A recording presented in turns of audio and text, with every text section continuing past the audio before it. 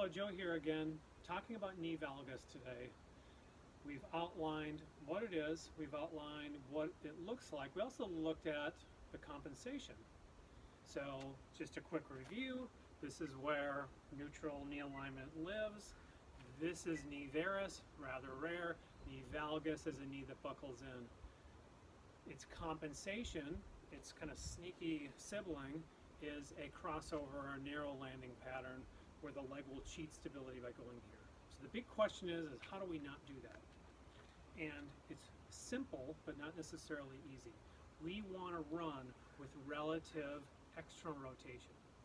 And to be blunt, I talk about this idea of just running bow-legged or running knees out. And so if you think about all in the pantheon of all the running strength exercises we do, there's so many of them that work on external rotation. So you have a band here and you're doing certain things. You might be doing like a clamshell or a fire hydrant, or one of my favorite exercises on Iron Far is the ice skater. And all of those have an abduction and sort of an external rotation moment to that. And there's a reason for that, because that's what's going to help strengthen this group.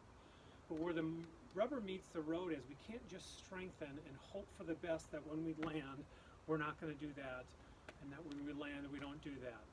We actually have to think about this and be a little bit more mindful, the vast majority of us. And so what I coach people to do is to run with your feet relatively in and your knee out. And so what that looks like is when you run, your leg, as it swings through, is going to be relatively externally rotated. And I like to think, I'm an 80s kid, so I like to think about hacky sacking. You're hitting that hacky sack on the inside of your shoe. And so then when you swing through, you're going to land, you're still going to land directly underneath you, but now look at my knee position. And so when I'm coaching this and I'm watching it either on a video or in person, I want to see, as a cheat, I want to see daylight between the knees. And so when I swing through and land, there's daylight. If I swing through with external rotation and land, there's daylight. As opposed to either landing in a valgus position, no daylight, or landing in a compensated crossover landing pattern, no daylight. And so again, it's this simple. What we want to be able to do is run with knees relatively bow-legged and almost as if you are trying to run on a straight line. So I'll show you that again. We don't necessarily have a straight line here, but you'll be able to see if I run small steps, that is a relative knee out position. And it should look pretty normal and actually like pretty good, as opposed to what a valgus running position would look like is this. No daylight. A compensatory landing pattern is more likely to look like this, crossing over. So it's that simple. You want to be able to run relatively knee out and run on a straight line. So track is a great place to practice this, because you can run on the line and just have your knees outside of it. The other nice thing is it's really not hard to self-assess this, because as you run along, you can look down and just see, can I see the inside edge of my foot? That's sort of that hacky sack position when I land. So that's simple, but it feels really weird. And I think runners who've had issues with knee valgus or with the crossover landing pattern, you're going to have developed potentially some compensations in your system, and you're going to have potentially some aches and pains as you change this. So in the article, we talked about this idea of the unholy rotation.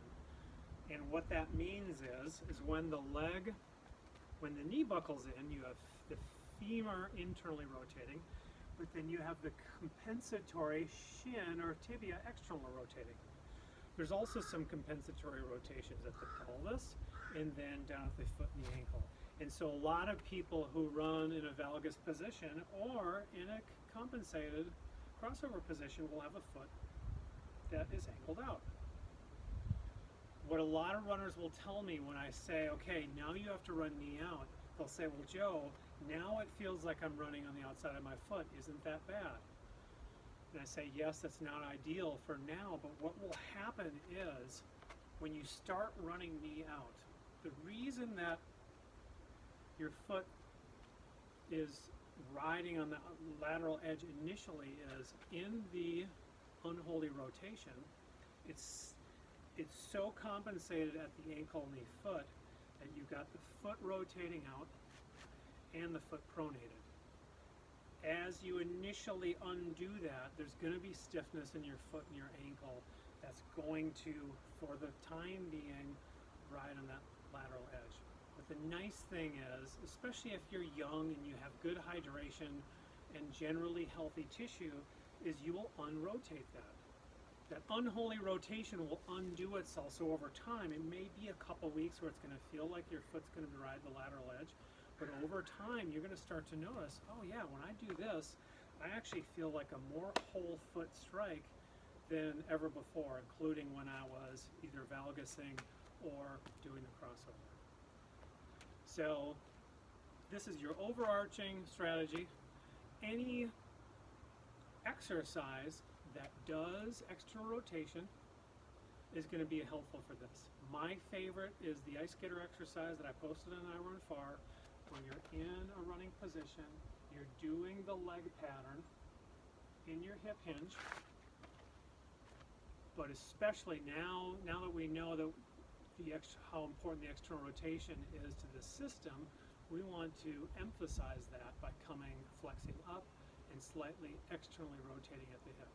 That's my favorite exercise, but anything that you guys want to do to facilitate that strength and that stability is going to help you with this cue. So give it a try, check out your own strides, self-assess, just do a little bit of video, and then just see, can you run a little bit bow-legged with your feet on a line, your knees out, and having a little bit of daylight.